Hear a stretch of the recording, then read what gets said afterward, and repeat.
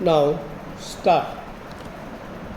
The planning process is as it should be under constant review, and we must not feel shy of initiating new approaches to planning perspectives. After 50 years of independence, the tangible benefits of planning are yet to reach the millions of our countrymen living in the remote rural areas.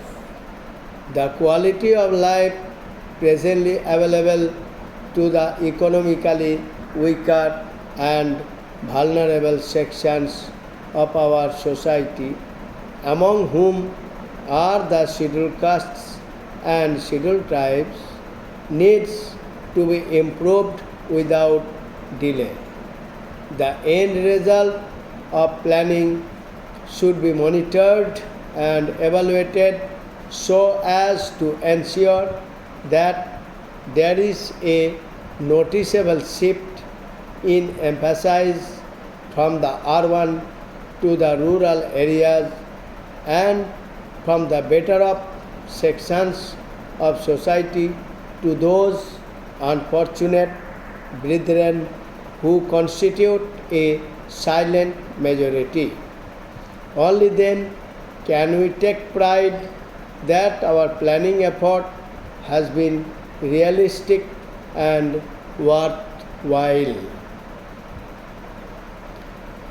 Any effort in the direction I have indicated cannot possibly be fruitful unless the administration which is to implement these socio-economic programs is in tune with the underlying spirit of this planning exercise and response with sympathy, understanding, and a sense of urgency to the tasks given to it. Only then will the needs of the common man, particularly of the economically weaker and more vulnerable sections of society in the remote rural areas, come nearer solution. After 50 years of independence, inadequate housing, communications, health, and medical care, and essential commodities at reasonable prices continue to be beyond the reach of the millions of our countrymen. We need to search our hearts to locate immediate and long-term shortfalls in reaching the benefits of planning to the grassroots of our society. Our planners are now engaged in putting a realistic result oriented rural bias into our plans for socio-economic development. The recent announcement with regard to the industrial policy with emphasis on the employment-oriented small-scale industries and the extension of credit facilities to such industries and to small farmers in the agricultural sector is welcome. This is an area where the governors of states would use their good offices at all levels to advise, encourage, and caution those engaged in this gigantic nation building exercise.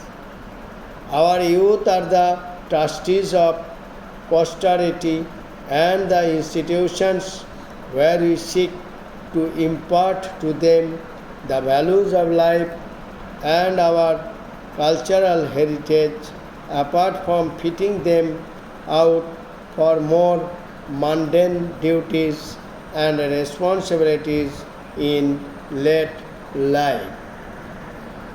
Our planners are thinking in terms of providing increased employment opportunities and to tackle the question of both existing unemployment and underemployment in all walks of life. This is a Herculean task. We must, therefore, at the national level, evolve a consensus as to what employment opportunities can be created and what would be the contribution of such an exercise for the national welfare. Only thus can we hope to eliminate the growing discontent in the younger generation who are slowly getting disenchanted with their prospects for the future. I have every hope that we in this country will go in for mass programs of self-employment so that our youth will learn to seek opportunities for gainful self-employment and thus relieve the pressure in traditional occupations like government service, etc. Our resources are not unlimited and it is necessary for us to implement urgently a program of austerity and economy wherever possible, eliminate wasteful expenditure and thus ensure that the maximum benefit is derived out of every rupee of revenue earned. There are, of course, traditionally prescribed methods and practices for dealing with these problems, but in all such matters which ultimately tend to become routine and mechanical, example is better than prospect, and there needs to be an awakening of individual conscience if at all we are to achieve the high standards of moral rectitude and honesty in national life. I have been concerned for some time with our inability to control the price line even in respect of essential commodities with which life for the common man can become an unbearable burden.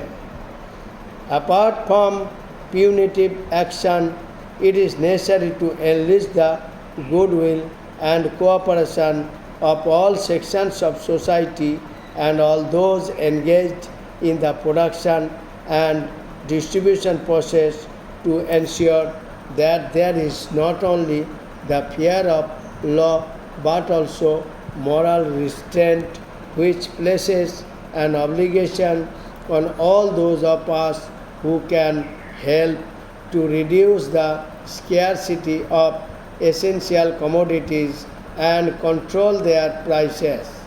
I would particularly refer to levies, expenditure, and show of extravagance among certain sections of our society which in the circumstances of today have no place in our way of life.